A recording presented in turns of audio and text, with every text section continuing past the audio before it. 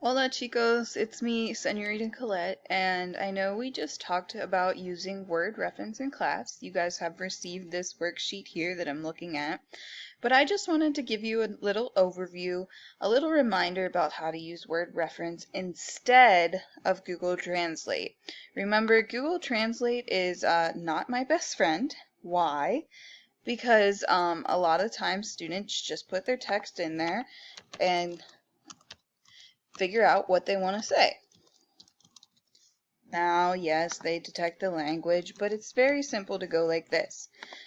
This is not teaching you anything but how to type in a language. So what we're going to do today is we're going to talk about word reference and how we use word reference. So, if you don't know already, what you need to do is go to www.wordreference.com, and that brings up this website. If it's not already, you need to click on this drop-down button and make sure it goes from English to Spanish.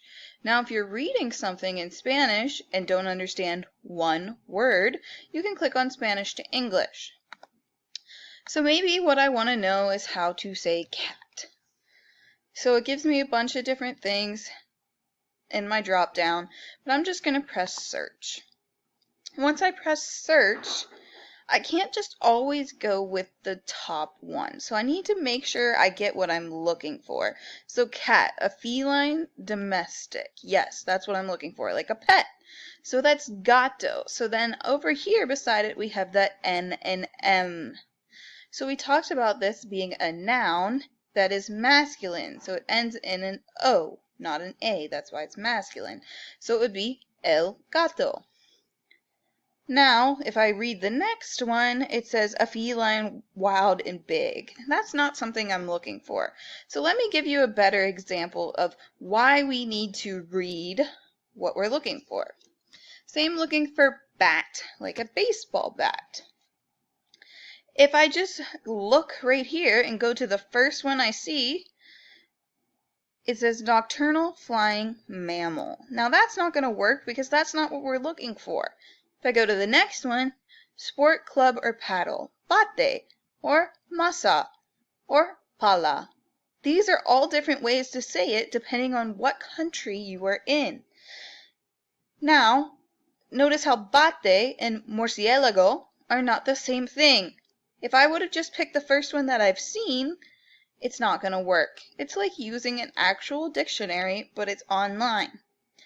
Now, what's going to bother some of you is you cannot type in a whole sentence, like typing in, hello, what is up?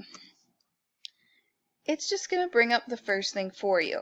So I understand that this is not what a lot of you are looking for. But if you would like to pass the class, we're not going to use Google Translate, because anytime we use Google Translate, we receive a 0 on that project. Because, again, it's not teaching you anything, you're just translating. Anybody can do that. You're not learning the language. But if you maybe were typing a sentence like, I can go to school, but you don't know how to say can, you look it up. Oh, there's multiple cans. To be able to know how to. Where's the one? Here it is. Tin or metal container.